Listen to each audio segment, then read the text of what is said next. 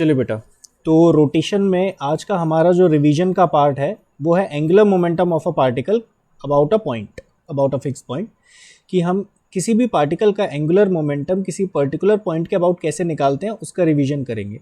पहले फटाफट से इसका कंसेप्ट रिवाइज कर लेंगे कि कैसे निकाला जाता है और उसके बाद फिर हम इसके कुछ एप्लीकेशंस देख लेंगे। ठीक है, चलिए यहाँ पर एग्जांपल के तौर पे मैंने ये लिया हुआ है कि एक पार्टिकल है जिसका मास m है और किसी पर्टिकुलर इंस्टेंट पे उसकी वेलोसिटी v है और उस इंस्टेंट पे उसका जो पोजीशन वेक्टर है वो r वेक्टर है। ठीक है, ओरिजिन के रिस्पेक्ट में उसका जो पोजीशन वेक्टर है वो r वेक्टर है। ठीक, तो एंगुलर मोमेंटम उस पार्टिकल का जो लिखा जाएगा ओरिजिन के अबाउट वो सिंपली क्या लिख दोगे आप, r क्रॉस p। r का क्या मतलब होता है, r का मतलब हो गया उस पॉइंट का पोजीशन वेक्टर जिस पॉइंट पर पार्टिकल उस इंस्टेंट पे है। p का मतलब है उस पार्टिकल का लीनियर मोमेंटम।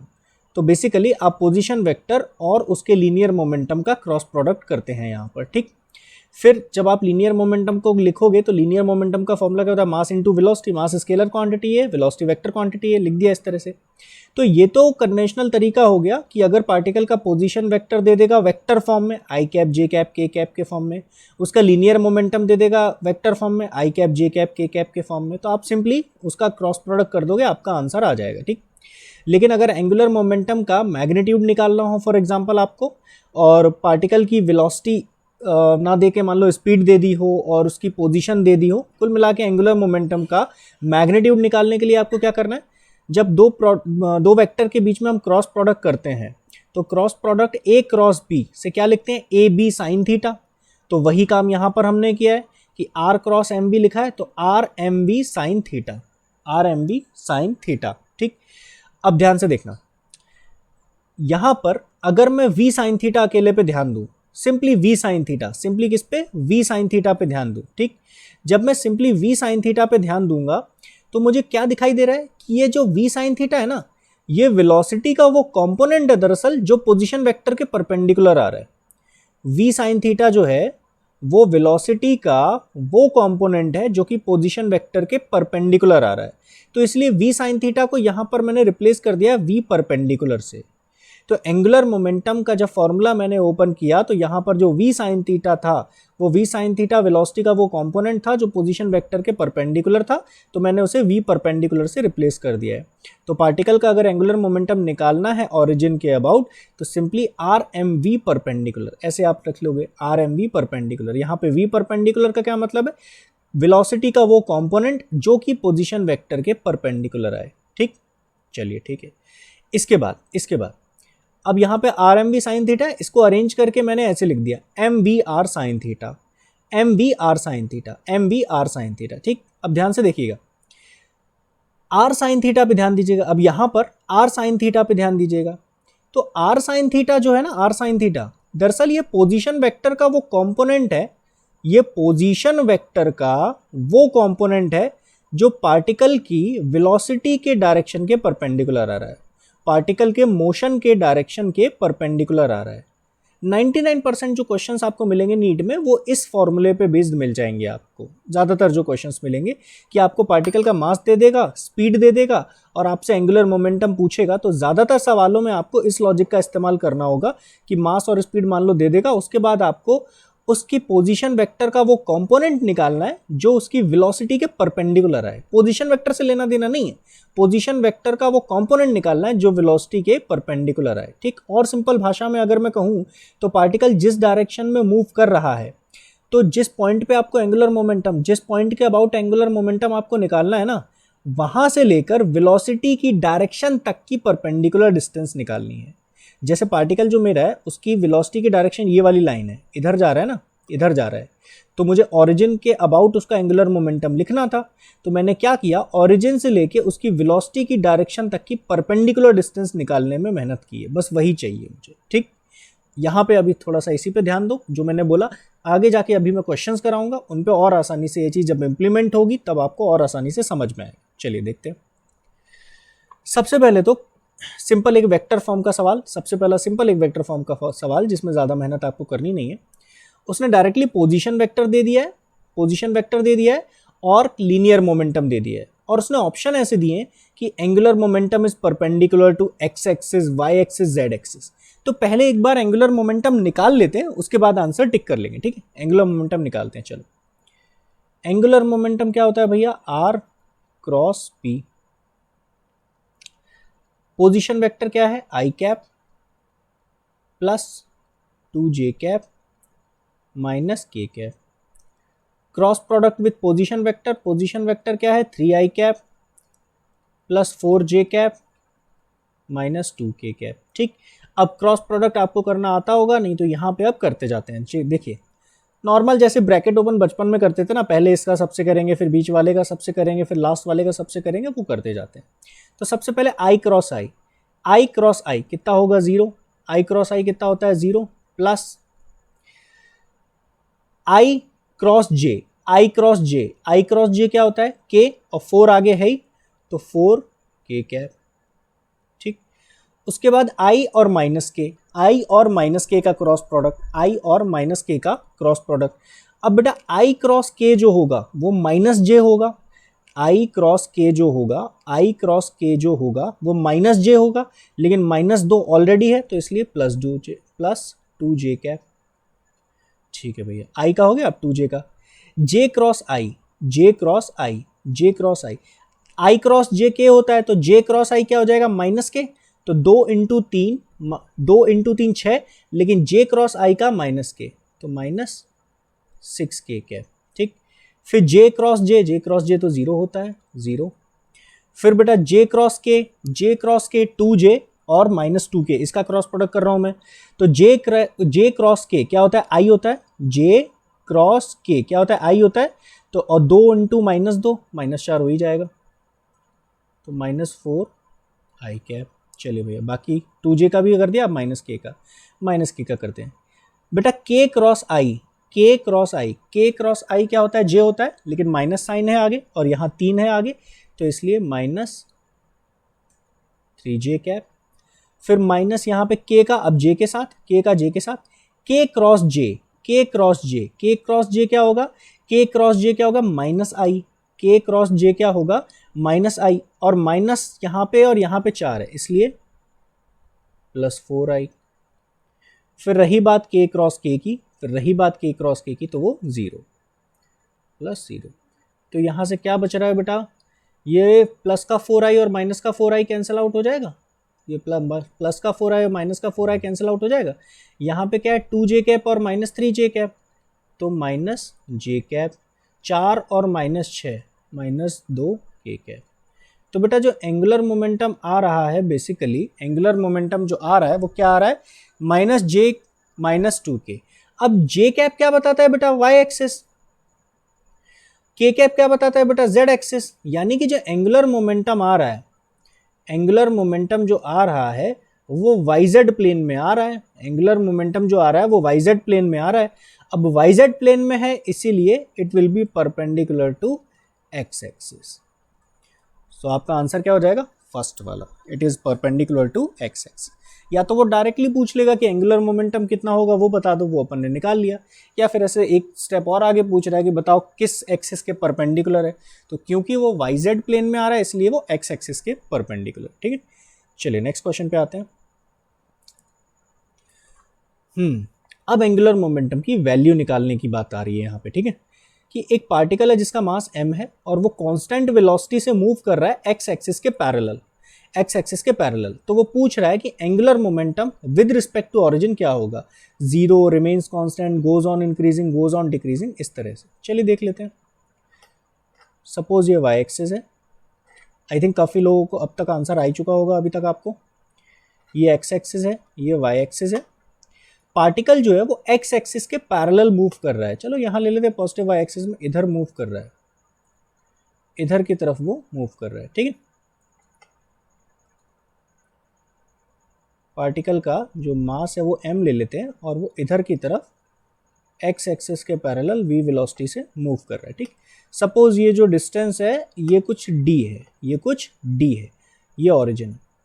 तो बेटा एंगुलर मोमेंटम का वैल्यू लिखूं, अगर मैं एंगुलर मोमेंटम का मैग्नीट्यूड लिखूं इस पार्टिकल का ओरिजिन के अबाउट, तो मुझे क्या चाहिए, मुझे चाहिए मास वो है, मुझे चाहिए वेलोसिटी वो है, उसके अलावा मुझे क्या चाहिए होता था, उसके अलावा मुझे चाहिए होता था वेलोसिटी तक की, वेलोसिटी के डायरेक्शन तक की परपेंडिकुलर डिस्टेंस, ऐसे समझ लो।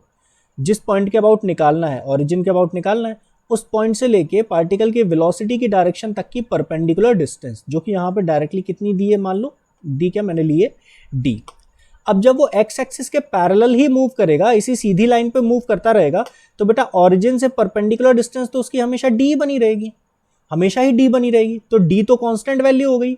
वेलोसिटी के बारे में वो बोल ही रहा है कांस्टेंट है, मास चेंज होता नहीं है, तो सिंपली यहाँ पर उसका जो एंगुलर मोमेंटम है, एंगुलर मोमेंटम जो है वो कैसा रहेगा, वो सिंपली कांस्टेंट रहेगा, यानी कि second option remains constant, remains constant. ठीक है, चलिए बेटा नेक्स्ट क्वेश्चन पे आते हैं।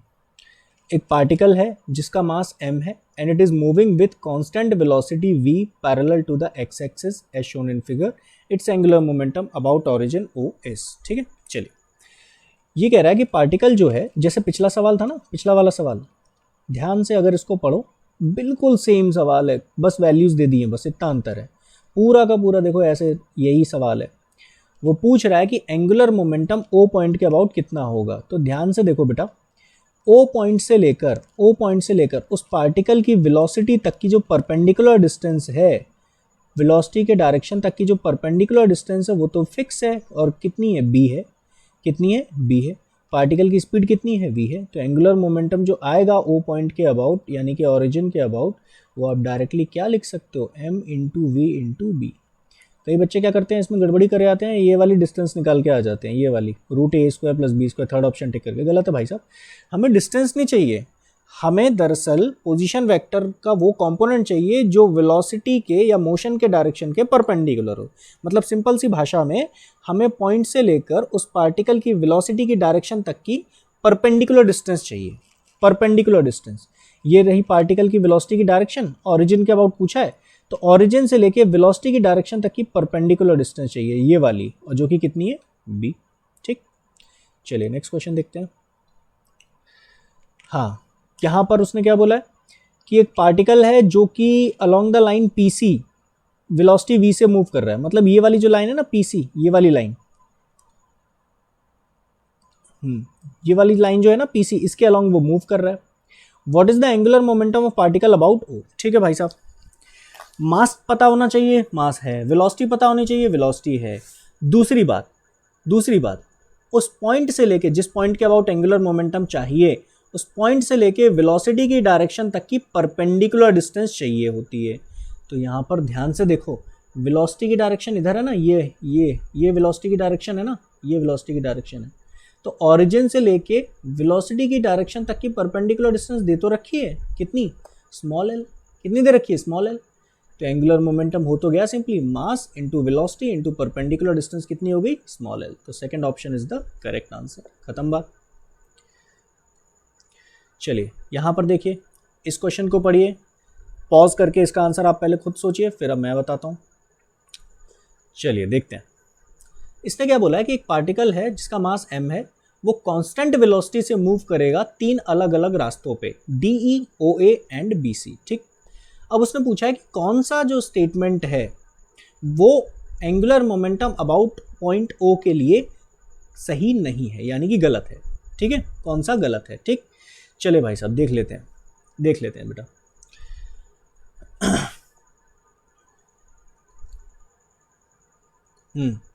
पहले स्टेटमेंट की अगर बात करें कि एंगुलर मोमेंटम O पॉइंट के अबाउट, इट का मतलब angular momentum about O, it का मतलब एंगुलर मोमेंटम अबाउट O, उसी की बात कर रहे हैं ना। एंगुलर मोमेंटम O पॉइंट के अबाउट 0 है जब वो A पॉइंट पे है, और OA के अलोंग मूव कर रहा है। तो पहले ऑप्शन के अगर मैं बात करूं आपसे, पहला ऑप्शन की, तो यहाँ पर ध्यान से देखो, समझने वाले समझ गए होंगे अभी तक। फर्स्ट ऑप्शन की अगर मैं बात करूं तो बेटा ये हो गया ओरिजिन, ये हो गई उसकी A पॉइंट, यहाँ पे पार्टिकल का मास m है मान लो, और वो v वेलोसिटी से इसी लाइन के अलोंग मूव कर रहा है। तो बेटा अपन को क्या चाहिए, पॉइंट से लेकर और ओरिजिन से लेकर उसकी वेलोसिटी तक पोजीशन वेक्टर चाहिए, देखिए ध्यान से। तो बेटा जो पोजीशन वेक्टर आ रहा है ना उस पार्टिकल का, ये जो r वेक्टर आ रहा है, उसका डायरेक्शन और वेलोसिटी का डायरेक्शन तो सेम है। उसका डायरेक्शन और वेलोसिटी का डायरेक्शन जो है वो तो सेम है। तो अगर मैं एंगुलर मोमेंटम का मैग्नीट्यूड लिखूंगा तो मैं क्या लिखूंगा, m v r sine theta. Theta किस किस के बीच का एंगल हो जाएगा, वेलोसिटी और पोजीशन वेक्टर के बीच का। तो एम वी आर, अब वेलोसिटी और पोजीशन वेक्टर दोनों सेम डायरेक्शन में है, तो एंगल दोनों के बीच कितना हुआ, जीरो, और साइन जीरो कितना होता है, जीरो। तो बेटा ओरिजिन के अबाउट जो एंगुलर मोमेंटम आएगा वो कितना आएगा, जीरो, जब पार्टिकल इसी लाइन ओ ए के अबाउट मूव करेगा। ये बिल्कुल टॉर्क जैसी कहानी है ना, टॉर्क ऐसे ही तो सिखाया था मैंने आपको, टॉर्क ऐसे ही तो सिखाया था कि फोर्स अगर किसी पर्टिकुलर पॉइंट से पास होगा तो उस पॉइंट के अबाउट उस फोर्स का जो टॉर्क है वो कितना आएगा, जीरो। तो यहाँ पर अगर उसी लाइन के अलॉन्ग वो मूव कर रहा है, पोजीशन वेक्टर के अलॉन्ग मूव कर रहा है बेटा, तो एंगल दोनों के बीच कितना हो गया, जीरो। तो एंगुलर मोमेंटम कितना आ जाएगा, जीरो। इसको अलग से याद भी रखना, इस पे बेस सवाल भी बना सकता है वो कल को, ठीक है। चलिए बेटा दूसरे ऑप्शन की बात करें, angular momentum is same at all points along the line DE. Angular momentum is same at all points along the line D. बिल्कुल सही कह रहा है वो, बिल्कुल सही कह रहा है। क्यों, क्योंकि जब डी से ई वो मूव करेगा, ये डी के अलॉन्ग जब वो मूव करेगा बेटा, वेलोसिटी v हो गई, मास ये हो गया, तो भाई साहब ऑरिजिन से लेके वेलोसिटी के डायरेक्शन तक की, चाहे यहाँ हो वो चाहे यहाँ पहुँच जाए, वेलोसिटी के डायरेक्शन तक की परपेंडिकुलर डिस्टेंस तो ये 1 मीटर ही रहेगी ना। ऑरिजिन से लेके वेलोसिटी के डायरेक्शन तक की परपेंडिकुलर डिस्टेंस तो 1 मीटर ही बनी रहेगी, हमेशा वही रहेगी। और वेलोसिटी भी कैसी दी है, कांस्टेंट। तो ना तो वेलोसिटी चेंज हो रही है, ना वो परपेंडिकुलर डिस्टेंस चेंज होगी। तो डी पॉइंट के अबाउट अगर मैं एंगुलर मोमेंटम का मैग्नीट्यूड लिखूं तो वो सिंपली कितना आएगा, मास m, इस वेलोसिटी कांस्टेंट है v, और परपेंडिकुलर डिस्टेंस 1, बस इतना आएगा। तीसरे ऑप्शन की बात करें, angular momentum about point O, angular momentum about point O is of same magnitude but oppositely directed eight B and D। वो ये कह रहा है कि O पॉइंट के अबाउट जो एंगुलर मोमेंटम आएगा उसका मैग्नीट्यूड सेम होगा जब वो B के अलॉन्ग मूव करे, BC के अलॉन्ग, या फिर D के अलॉन्ग मूव करे। समझ रहे हो ना, DE के अलॉन्ग। मतलब वो ये कहना चाह रहा है, सुनो ध्यान से, कि चाहे वो BC के अलॉन्ग मूव करे ऐसे, या चाहे वो DE के अलॉन्ग मूव करे, एंगुलर मोमेंटम का जो मैग्नीट्यूड आएगा ओरिजिन के अबाउट वो सेम आएगा बट डायरेक्शन अपोजिट आएगा। बिल्कुल सही कह रहा है वो, बिल्कुल सही कह रहा है। अगर मैं BC के अबाउट, BC वाली लाइन के अबाउट एंगुलर मोमेंटम इसका निकालूं, मैग्नीट्यूड पहले मैं बात कर लेता हूँ। BC वाली लाइन के अबाउट जब ये मूव करेगा तो वेलोसिटी ऊपर है, मास यहाँ m मान लो, ऊपर की तरफ जा रहा है, तो बेटा मास कितना है m, वेलोसिटी कितनी है v, और ओरिजिन से लेके वेलोसिटी के डायरेक्शन तक की परपेंडिकुलर डिस्टेंस कितनी है, 1 मीटर ही तो है, 1 मीटर ही तो है। तो बेटा DE वाली लाइन के अबाउट, चाहे DE वाली लाइन के अबाउट निकालें चाहे BC वाली लाइन के अबाउट निकालें, मतलब BC वाली लाइन के अलॉन्ग जब मूव कर रहा होगा तब, या फिर DE वाली लाइन के अलॉन्ग मूव कर रहा होगा तब, एंगुलर मोमेंटम का मैग्नीट्यूड तो बिल्कुल सेम आ रहा है। बट डायरेक्शन की बात कर लें, डायरेक्शन की बात कर लें, एंगुलर मोमेंटम का फॉर्मूला क्या है, R cross P, cross product. यानी कि एंगुलर मोमेंटम जब आएगा तो पोजीशन वेक्टर और लीनियर मोमेंटम के क्रॉस प्रोडक्ट से आएगा। और क्रॉस प्रोडक्ट का डायरेक्शन निकालना मैं आपको टॉर्क में भी बता चुका हूँ कि पहले वेक्टर से दूसरे की तरफ सीधे हाथ की उंगलियों को मोड़ो, अंगूठा जो डायरेक्शन दिखाएगा वही क्रॉस प्रोडक्ट के रिजल्टेंट का डायरेक्शन होगा। ठीक, तो बेटा पहले मैं DE की बात कर लेता हूँ, DE की बात कर लेता हूँ।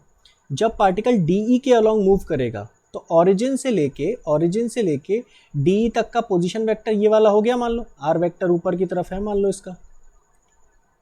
तो जब आप R से वेलोसिटी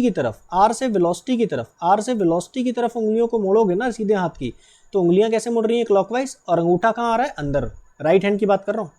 ये R1 वेक्टर मैंने लिख दिया इसको।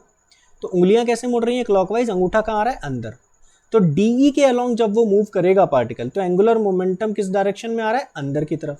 लेकिन वहीं BC के अलॉन्ग जब मूव करे तो पोजीशन वेक्टर मान लो ये वाला ले लिया मैंने, इधर की तरफ है R2 वेक्टर। जब BC के अलॉन्ग मूव करेगा तो R क्रॉस P, R से लेकर लीनियर मोमेंटम की डायरेक्शन तक जब आप सीधे हाथ की उंगलियों को मोड़ोगे तो अंगूठा आपका कहाँ आ रहा है, बाहर की तरफ आ रहा है, यानी कि एंगुलर मोमेंटम कहाँ आ रहा है, बाहर की तरफ। तो DE के अलॉन्ग जब मूव करेगा तो ओरिजिन के अबाउट एंगुलर मोमेंटम अंदर आ रहा है, और BC के अलॉन्ग जब मूव करेगा तो एंगुलर मोमेंटम बाहर की तरफ आ रहा है। तो डायरेक्शन तो अपोजिट है लेकिन मैग्नीट्यूड बिल्कुल सेम है, ये लिखा है, मैग्नीट्यूड बिल्कुल सेम है। तो बिल्कुल सही बात है कि मैग्नीट्यूड सेम आएगा बट डायरेक्शन अपोजिट आएगा। ठीक है, चौथे ऑप्शन की बात कर लेते हैं फटाफट से ब्लास्ट। तो बेटा 3 तो सेम है, 3 तो मतलब सही है, सॉरी सेम क्या, 3 ऑप्शन तो सही हो गए, तो चौथा ही गलत होगा, यही आंसर हो जाएगा, बट चेक भी कर लेते हैं। वो बोल रहा है कि जब एंगुलर मोमेंटम ऑरिजिन के अबाउट उसका निकालना होगा, जब वो BC के अलॉन्ग मूव कर रहा होगा, B से C जा रहा होगा, तो वो इंक्रीज हो रहा है एंगुलर मोमेंटम। भाई साहब बिल्कुल साफ गलत है। क्यों? क्योंकि B से C जब मूव कर रहा होगा, B से C ये लिख तो दिया, खैर फिर से लिख देता हूँ, मान लो B से C जब वो मूव कर रहा होगा तो मास उसका m, वेलोसिटी उसकी v।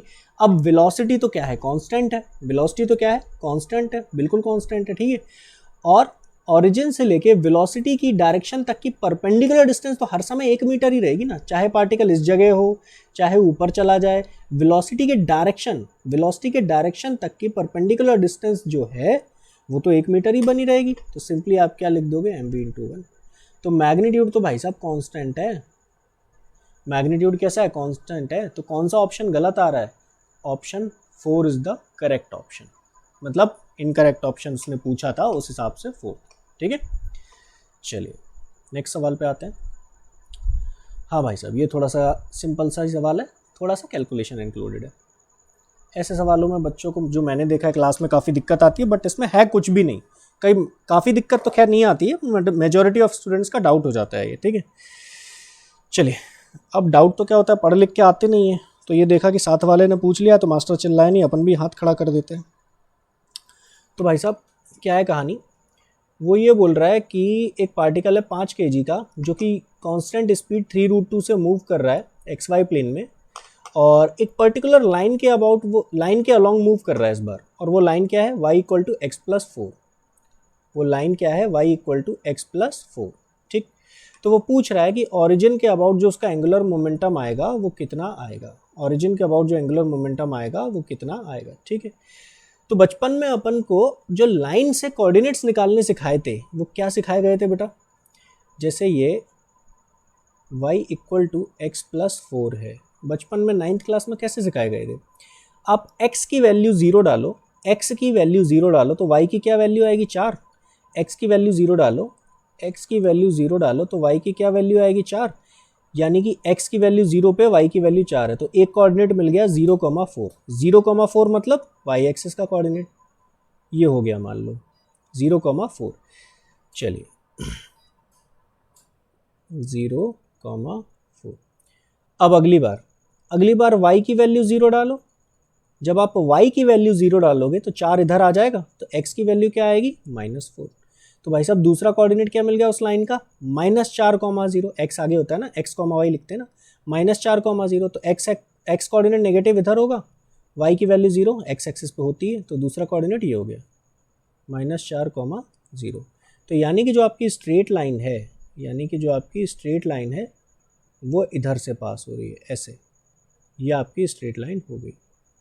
ठीक, चलिए अब बात कर लेते हैं, जो आपका पार्टिकल है, जो क्या है पार्टिकल, उसका मास कितना है 5 kg, वो इसी लाइन के अलॉन्ग एक पर्टिकुलर कांस्टेंट स्पीड से मूव कर रहा है, इसी लाइन के अलॉन्ग। ठीक, तो बेटा मास दिया है, स्पीड दी है, गणित किसके लिए करनी है, गणित करनी है ऑरिजिन के अबाउट पूछ रहे हैं ना, तो पॉइंट से लेके वेलोसिटी की डायरेक्शन तक की, जिस पॉइंट के अबाउट पूछा है वहां से लेके वेलोसिटी के डायरेक्शन तक की परपेंडिकुलर डिस्टेंस के लिए मेहनत करनी है। किसके लिए, परपेंडिकुलर डिस्टेंस के लिए मेहनत करनी है। ये जो डिस्टेंस आएगी, मैंने ऑरिजिन से, पॉइंट से लेके, इसकी वेलोसिटी की डायरेक्शन ये वाली होगी ना, तो यहाँ से लेके वेलोसिटी की डायरेक्शन तक एक परपेंडिकुलर लाइन ड्रॉप कर दी और इसकी वैल्यू h ले ली। ठीक, तो बेटा ऑरिजिन के अबाउट जो एंगुलर मोमेंटम आएगा उसका मैग्नीट्यूड सिंपली कितना आने वाला है, mvh। परपेंडिकुलर डिस्टेंस कितनी मान ली मैंने, h। तो h निकालना है, देखो ध्यान से एक बार, बड़ा सिंपल सा है, नीट में सवाल बहुत सिंपल आते हैं, अगर आप एक बार ढंग से प्रैक्टिस कर लो तो इतनी कोई दिक्कत होती नहीं। ये डिस्टेंस कितनी हो गई, 4, ये भी डिस्टेंस कितनी हो गई, 4, ये भी डिस्टेंस 4 है, ये डिस्टेंस 4 है, तो ये एंगल कितना 45 डिग्री हो जाएगा। tan theta equal to perpendicular upon base, tan theta equal to 4/4, तो tan थीटा इक्वल टू 1 हो गया, तो tan थीटा की वैल्यू 1 कब होती है, थीटा की वैल्यू 45 डिग्री जब हो। ठीक, चलिए बहुत बढ़िया। अब हमें लेकिन थीटा से काम थोड़ी, अपन को तो एच निकालना है ना, ये परपेंडिकुलर डिस्टेंस निकालनी है, ठीक है, ये परपेंडिकुलर डिस्टेंस निकालनी है। तो बेटा ध्यान से देखना, एक सेकंड जस्ट, इस पॉइंट का नाम ए ले लो, इस पॉइंट का नाम बी ले लो, और ये तो ओ है ही, ठीक है। ये ट्राइंगल ए बी ओ पे ध्यान दो, right angle triangle A B O पे ध्यान दो। आप यहाँ से क्या लिख सकते हो, sine theta is equal to perpendicular upon hypotenuse होता है, तो साइन 45 इज इक्वल टू 45 के सामने वाली साइड परपेंडिकुलर यानी कि h अपॉन हाइपोटेनस क्या हो गया 4। तो यहाँ से h की वैल्यू कितनी आ गई 4/√2। h की वैल्यू यहाँ से कितनी आ गई 4/√2। h की वैल्यू सिंपली कितनी आ गई आपकी 4/√2। बस यहीं तक मेहनत थी और कुछ नहीं है अब सवाल में। तो एंगुलर मोमेंटम ऑरिजिन के अबाउट उसका मैग्नीट्यूड कितना आया, मास कितना हो गया 5, स्पीड कितनी हो गई 3√2, और परपेंडिकुलर डिस्टेंस जो आई है वो कितनी आई है 4/√2। √2 से √2 यहाँ पे कैंसिल आउट हुआ, 4 5 20 इंटू 3 60 यूनिट्स। 60 यूनिट्स मतलब इसकी SI यूनिट आपको पता ही होगी अच्छे से, ठीक है। चलिए तो कितनी वैल्यू आ गई 60, एंगुलर मोमेंटम ओरिजिन के अबाउट कितना आ गया सिंपली 60, ठीक है। मतलब मेहनत आपको जिस चीज़ के लिए करनी है वो सिंपली ये है कि वेलोसिटी की डायरेक्शन तक की किसी भी तरह से परपेंडिकुलर डिस्टेंस आ जाए, पार्टिकल के वेलोसिटी के डायरेक्शन तक की परपेंडिकुलर डिस्टेंस आ जाए बस, ठीक। चलिए एक आखिरी सवाल, ये भी सिंपल सा करा कराया सवाल है, इसमें भी कुछ नहीं, जो अभी अपन ने जाने थे वो क्या बोल रहा है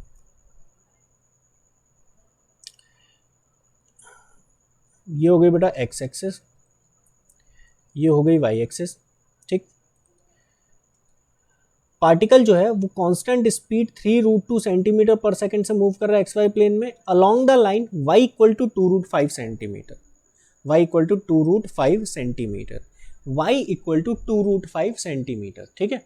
मतलब जो लाइन है वो क्या है, y इक्वल टू 2√5 सेंटीमीटर है, यानी कि उसका सिर्फ y कोऑर्डिनेट है, मतलब कि वो x एक्सिस के पैरेलल मूव कर रही हो, सिर्फ y कोऑर्डिनेट तो नहीं है। मतलब मेरा कहने का मतलब ये है कि x एक्सिस के पैरेलल मूव कर रही है, x एक्सिस के पैरेलल मूव कर रही है, y कोऑर्डिनेट कांस्टेंट है, ये कहना चाहूँ, ठीक। तो जो पार्टिकल है ओरिजिन से उसकी डिस्टेंस कितनी हो गई 2√5, परपेंडिकुलर डिस्टेंस कितनी हो गई 2√5, ठीक है। मास m हो गया, वेलोसिटी v हो गई जो कि सब दे रखा है। तो ओरिजिन के about angular momentum unit change करने की ज़रूरत नहीं है क्योंकि ग्राम सेंटीमीटर स्क्वायर पर सेकंड में ही पूछा है। तो मास कितना हो गया 5, स्पीड कितनी हो गई 3√2 इंटू डिस्टेंस परपेंडिकुलर वाली 2√5, तो 5 3 15 2 30 30√10, ठीक है। ये आंसर हो गया आपका। तो एंगुलर मोमेंटम कितना आ गया सिंपली 30√10, 30√10, ठीक है। चलिए बहुत बढ़िया।